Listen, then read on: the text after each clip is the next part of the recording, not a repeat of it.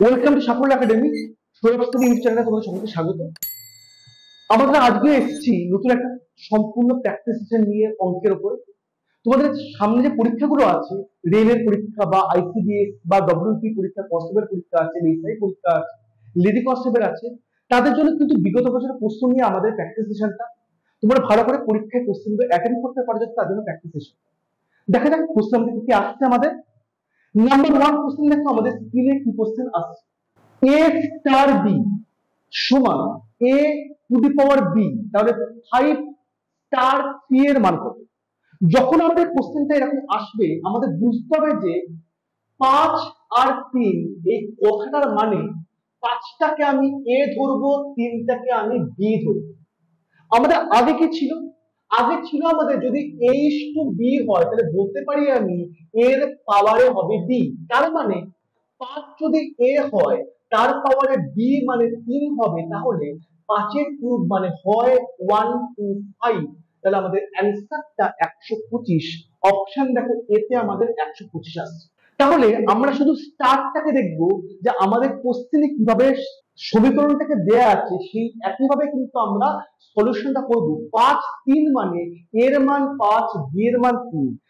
এর মাথায় যদি b হয়, তাহলে 5 এর মাথায় 3 হবে, आंसर হবে আমার 125। Option A correct. Question number A, question number 1 option আমাদের এ কারেক্ট হবে। দেখো কোশ্চেন নাম্বার 2 আমরা কি কোশ্চেন পাচ্ছি। কোশ্চেন নাম্বার 2 দেখিনি। দুটো সংখ্যার অনুপাত 3:5, তাদের লসাগু হয় 225, তাহলে ছোট সংখ্যাটা কত? ডিয়ার স্টুডেন্টস, 3:5 এটা মানে কিন্তু তাদের এলসিএমটা ধরতে পারি 15ই হচ্ছে। তাহলে 15 মানে যদি 225 হয়, তাহলে 1 মানে কত হয়? 15 হয়। তাহলে 3 মানে কত হয়? 45 হয়। তোমাদের কিন্তু অঙ্কগুলো কিন্তু এরকম শর্টে অঙ্ক করতে হবে। তাহলে দুটো সংখ্যা দেখো ছিল 3:5। এখন 3-5 তুমি যদি লসাগু বা এলসিএম বার করো, হয় কত হয়? 3-5 15 হয়। আমাদের 15 মানে বলা আছে 225, তাহলে 1 মানে কত? 1 মানে অবশ্যই 15। তাহলে দুটো সংখ্যা 3 আর 5, তাহলে ছোটটা কত হবে? যে 3 মানে হবে আমার 15 এর সাথে 3 গুণ, হবে আমার 45। তার মানে অ্যানসারটা দেখো আমাদের অপশন এ তে আছে 45, এটাই কারেক্ট। তাহলে কি বললাম? 3 5 লসাগু 15 সমান 225, 1 সমান 15, 3 সমান 45। কারণ আমাদের 3 মানটাই ছোট মান, আমাদের এটাই বার করতে বলেছে, আর অপশন এটাই তোমাদের দেখো কারেক্ট হচ্ছে। নাম্বার 2 হলো আমাদের, দেখে নিই আমরা আমাদের স্ক্রিনে নাম্বার 3 টা কি অঙ্ক দিচ্ছি। নাম্বার 3 দেখে কি অঙ্ক হচ্ছে আমাদের। এ বি সি একটি কাজ করে 30 মিনিটে শেষ করে, এবং এ ও বি একটি কাজ করে 50 মিনিটে, তাহলে সি একা কাজটা কত শেষ করবে? অঙ্কটা আমি যদি অঙ্কটা শর্টে করতে পারি অঙ্কটা, তাহলে কিন্তু আমাদের সময়টা বাঁচবে। আমাদের কিন্তু অঙ্কের প্র্যাকটিস সেশনে কিন্তু কাজটা এইটা, তোমরা যদি অঙ্কগুলো শর্টে করতে পারো, তাদের জন্য কিন্তু আমাদের সেশনটা। তাই তোমরা অবশ্যই কিন্তু লাইক, কমেন্ট করো, শেয়ার করো, এবং তোমাদের যদি কোনো কোশ্চেন থাকে তোমরা কিন্তু অবশ্যই কমেন্ট বক্সে কিন্তু সেটা করবেই। কোশ্চেন নাম্বার 3 দেখো কি বলছে আমাকে। তাহলে দেখো এ বি আর সি তিনজন একত্রে কাজটা করে 30 মিনিটে, আবার এ আর বি কাজটা করে আমার 50 মিনিটে। বার করতে হবে সি কাজটা করে কত মিনিট। এখন আমরা কি করতে পারি? এ আর বি কে আমি ধরতে পারি এটা এক্স ধরতে পারি। তাহলে এক্স প্লাস সি যদি করে 30 মিনিটে, নিচেও তাহলে কিন্তু এক্স হবে 50 মিনিটে। আর দুজন থেকে যখন আমরা একজন আসবো, তখন সি করবে কত? উপরে দুটো প্রোডাক্ট, নিচে দুটোর বিয়োগফল, 50 মাইনাস 30। তো উপরে দেখো হলো আমার 50 ইন্টু 30, নিচে হলো 20। অপশন শূন্য কাটলাম। 25 দুগুণে 50, 3 25 75, এত মিনিট। তাহলে সি কাজটা শেষ করবে আমাদের 75 মিনিটে শেষ করবে। অপশন দেখো আমাদের ডিটা আছে, ডিটাটা আমরা কারেক্ট হবে। তাহলে এ আর বি কে কিন্তু আমরা রাখা দরকার নেই, আমি তাই এ আর বি কে এক্স ধরেছি। তাহলে এক জায়গায় করছে আমার এক্স প্লাস সি সমান 30, এক জায়গায় করছে আমার এক্স সমান সমান অনলি 50। তাহলে দুটোর প্রোডাক্ট মাইনাস করে বেরোবে অনলি সিটা আমার কত হচ্ছে। নাম্বার 3 দেখো অপশন আমাদের বি আসছে 75 মিনিট। আমরা চলে যাচ্ছি আমাদের 4 নম্বর, আমাদের নেক্সট কোশ্চেনটা। কোশ্চেন নাম্বার 4 দেখো কি বলছে। কোন সংখ্যার 75% যখন 75-এর সঙ্গে যোগ করা হয় তবে সংখ্যাটা সমান হয়, সংখ্যাটি কত? অঙ্কটা আমি কি করে বলতে পারি অঙ্কটাকে, যে একটা সংখ্যা ধরো x, তার 75% সঙ্গে যদি 75 যোগ করা হয় তাহলে কত হবে? আমার x ই হচ্ছে। এখন 75% মানে কত হয়? 3/4 হয়। তাহলে দেখো 75 মানে কি দাঁড়ালো? x মাইনাস 3x/4 মানে শুধুমাত্র x/4। x এর মানটা কত? 75 × 4 সমান সমান 300। তাহলে আমি বলতে পারি আমাদের প্রকৃত সংখ্যাটা কত ছিল? প্রকৃত সংখ্যাটা ছিল আমাদের 300। তাহলে অঙ্কটা কিন্তু আমরা অপরভাবে অপশন টেস্ট করে কিন্তু অঙ্কটা করতে পারি আমরা। অর্থাৎ 300-র উপরে যদি দেখি আমি 300-র উপরে 75% প্লাস 75, এটাও কিন্তু আমার 300ই হচ্ছে। আমি কিন্তু অঙ্কটাকে এইভাবে সলভ করতে পারতাম। কোশ্চেন নাম্বার আমাদের 4 কমপ্লিট হলো, অপশন বি 300 অ্যান্সার। আমি বলেছি আমাদের 5 নম্বর কোশ্চেন। দেখো নেক্সট কোশ্চেন আমি কি বলা হচ্ছে, দুটি সিলিন্ডারের আয়তনের অনুপাত 3:8 এবং তাদের উচ্চতার অনুপাত 2:3, তাহলে তাদের ব্যাসার্ধের অনুপাত কত হবে? একটা সিলিন্ডার যদি হয় তাহলে তার আয়তনটা হবে কত? পাই আর স্কয়ার এইচ। দেখো এটা যদি একটা সিলিন্ডার হয় আমরা কি বলতে পারি? এটা হচ্ছে তার রেডিয়াস আর এটা হচ্ছে তাদের হাইট। তাহলে নিশ্চয়ই আমাদের আয়তন অনুপাত দেওয়া আছে, দুটো সিলিন্ডার এখানে আছে এবং তাদের উচ্চতা বলা আছে 2, 3, তাদের ব্যাসার্ধ কত? আমি ধরতে পারি কি, যে প্রথম ব্যাসার্ধটা আমার r1 স্কয়ার h1, সেকেন্ড ব্যাসার্ধটা আমাদের r2 স্কয়ার h2 সমান সমান কত হচ্ছে? দেখো বলা আছে এখানে আমার 3/8। এখানে আমাদের উচ্চতার অনুপাত বলা আছে 2, 3, তাহলে দেখো পাই পাই কেটে গেল। r1 square by r2 square কত হচ্ছে? h1 বাই h2 মানে বলা আছে 2/2 সমান সমান 3/8। তাহলে r1 square by r2 square মানে কত? 9/16। 9 মানে আমরা জানি 3 স্কয়ার আর 16 মানে জানি 4 স্কয়ার। তাহলে r1 বাই r2 মানে কত? 3/4 হয়ে গেল। তাহলে দেখো তাদের উচ্চতার অনুপাত 2:3 দেয়াই ছিল, তাহলে বলা হচ্ছে তাদের ব্যাসার্ধ কত অনুপাতটা? ব্যাসার্ধের অনুপাত দেখো বেরোচ্ছে আমার 3:4। অপশন দেখো বি তোমাদের কারেক্ট। তাহলে কিন্তু মনে রাখতে হবে আমাদের রাইট সার্কুলার সিলিন্ডার বা যে আছে সিলিন্ডারটা তার আয়তন কিন্তু অবশ্যই পাই আর স্কয়ার এইচ। এখানে আমাদের দুটো সিলিন্ডার মানে h1 h2 বলা ছিল 2:3। আমাদের ব্যাসার্ধের অনুপাত করে বার করতে হতো আমাদের r1:r। তাহলে কিন্তু দেখতে পাচ্ছ তোমরা যে যদি তো আমরা সূত্রগুলোকে মনে রাখতে পারি তাহলে কিন্তু অঙ্কগুলোকে আমরা অনেক সহজে সলভ করতে পারবো। কোশ্চেন নাম্বার দেখো 5 হলো, অ্যান্সার 3:4 হয়ে গেল। আমি চলে যাচ্ছি আমাদের নেক্সট কোশ্চেনটায়। আমাদের পরবর্তী প্রশ্ন কি আছে এখানে? প্রশ্ন নাম্বার 6, দুটো সংখ্যার অনুপাত 2:3।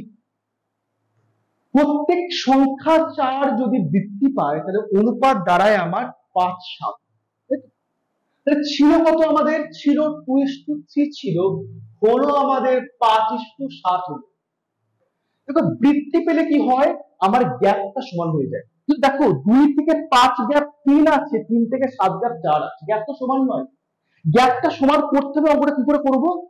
নিচের গ্যাপকে উপরে গুণ করব। তাহলে 5-7 এর গ্যাপ 2 হচ্ছে, 2 দিয়ে আমি গুণ করি এটা। আর তোমরা দেখো 2-3 এর গ্যাপটা 1 হচ্ছে, আমি 5-7 কে আমি গুণ করব 1।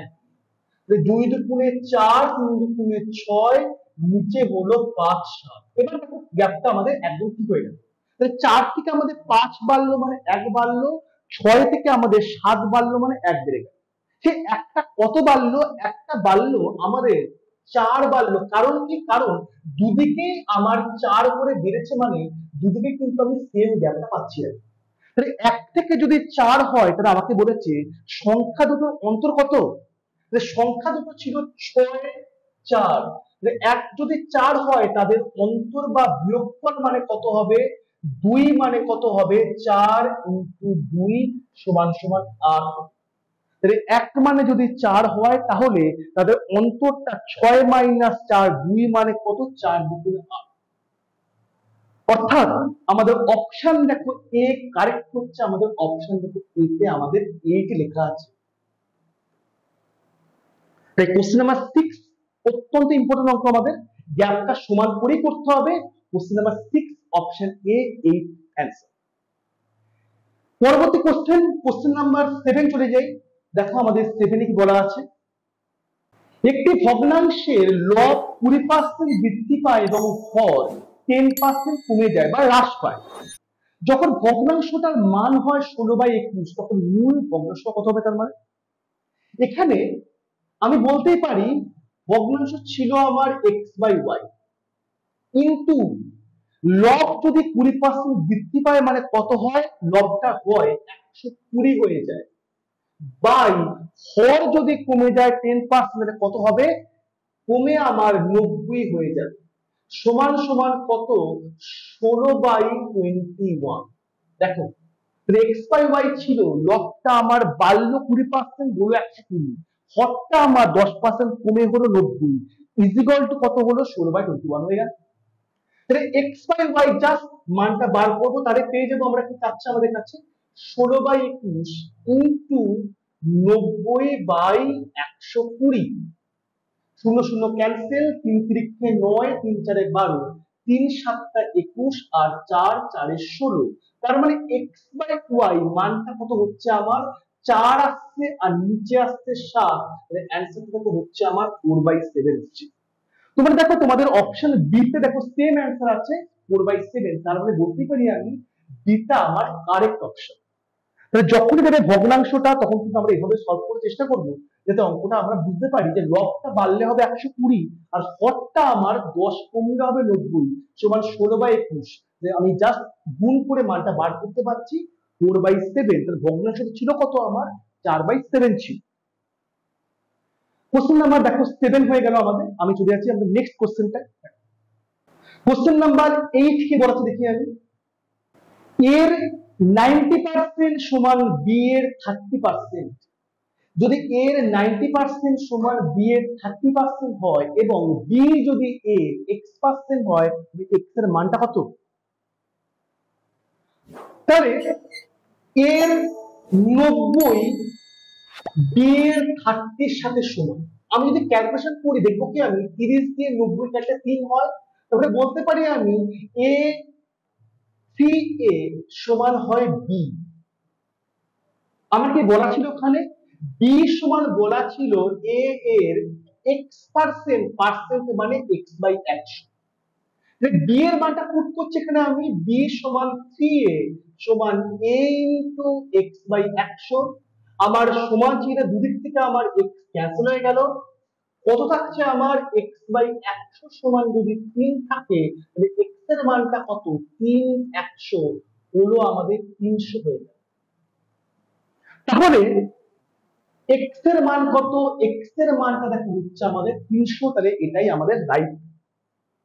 তাহলে a 90 b এর 30 আমি কি পাচ্ছি? আমি পাচ্ছি ca সমান সমান b হয়ে গেল। তাহলে b সমান সমান a এর x% মানে কত? 3a সমান সমান a। তাহলে x/100 সমান 3 হলে x এর মান কত? 3 × 100 সমান হচ্ছে আমাদের 300। তাহলে x এর মানটা আমাদের 300 বা 300 হয়ে গেল। কোশ্চেন নাম্বার 8 আমাদের কমপ্লিট। ডিয়ার স্টুডেন্টস, তুমি দেখতে পাচ্ছ যে কত সহজে কিন্তু আমরা অঙ্কটাকে সলভ করতে পারি। আমাদের কিন্তু অঙ্কের শর্টকাট কিন্তু করতে হবে অঙ্কে, যাতে তোমরা পরীক্ষায় সব কটা অঙ্ক ট্রাই করতে পারো এবং তোমাদের সময়টা কম লাগবে। কোশ্চেন নাম্বার 9 দেখি আমাদের কি অঙ্ক বলা আছে। দেখো তোমাদের 9 কোশ্চেন কি আছে দেখি আমি। দেখো একটা সরলীকরণ দেওয়া আছে 9টা একটা আমাদের। 64 এর 5/8 সমান কোশ্চেন মার্কের 30% মানে 120। তাহলে এর মানে তো গুণ হয় 64 ইন্টু 5/8। আমি কোশ্চেন মার্কটা বদলে আমি x করছি, 30% মানে হচ্ছে আমার 3/10 সমান সমান দেখো 121 হচ্ছে আমার। 8 8টা 64, তাহলে 8 5 40, তাহলে 3x/10 মানে কত? 121 মাইনাস 40, তাহলে কত হচ্ছে আমাদের? 81 হচ্ছে।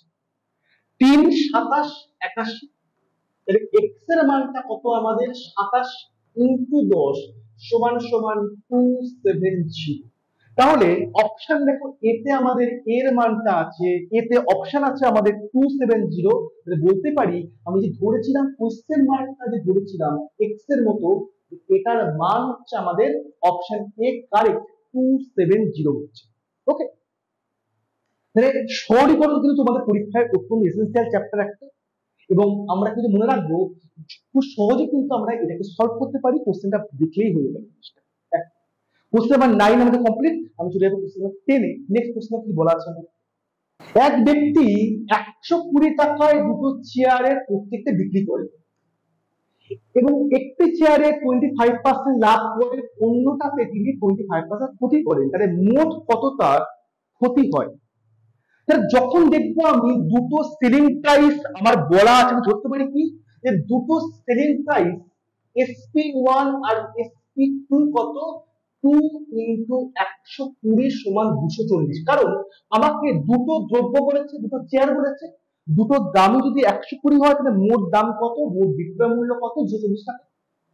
দেখো সেম ভাবে আমাদের দুটো কস্ট প্রাইস CP1 আর CP2 মিলে কত হচ্ছে দেখি আমি, 120 টাকা, তার উপরে 25% প্রফিট করেন, মানে ক্রয় মূল্য হবে 100/125 প্লাস 120 টাকা, তার উপরে 25% লস করে, মানে কত হচ্ছে আমাদের 100 হচ্ছে আমাদের 75।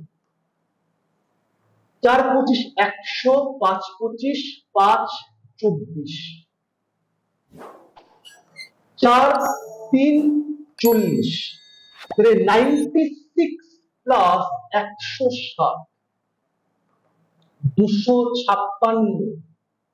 তাহলে মোট বিক্রয় মূল্য আমার দাঁড়াচ্ছে, দুটো চেয়ার বিক্রি করে 240 টাকা এবং দুটো ক্রয় মূল্য দাঁড়াচ্ছে আমার দুটো চেয়ার কিনে 256 টাকা। তাহলে দেখো এখানে তো লস তো হচ্ছেই, কত লস হচ্ছে আমার, আমার ক্ষতিটার পরিমাণ কত?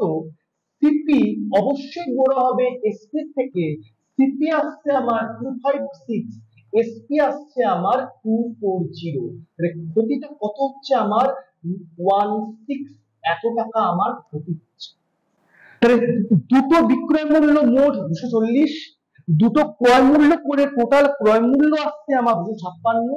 যেহেতু ক্রয় মূল্যটা বিক্রয় মূল্য থেকে বড়, ক্ষতি হচ্ছে, ক্ষতিটার পরিমাণটা কত, 256 মাইনাস 240 সমান সমান 16 টাকা, এটাই আছে। অপশন দেখো তোমাদের বি কারেক্ট, 16 আছে, তাই বলতে পারি আমাদের অপশন বিটাই 16 টাকা, এটাই আছে। সো আমরা 10 কোশ্চেন সলভ করলাম, যেগুলো তোমাদের পরীক্ষার জন্য অত্যন্ত এসেন্সিয়াল দরকার সামনে পরীক্ষাগুলোর জন্য। Thanks to everyone, thanks to all.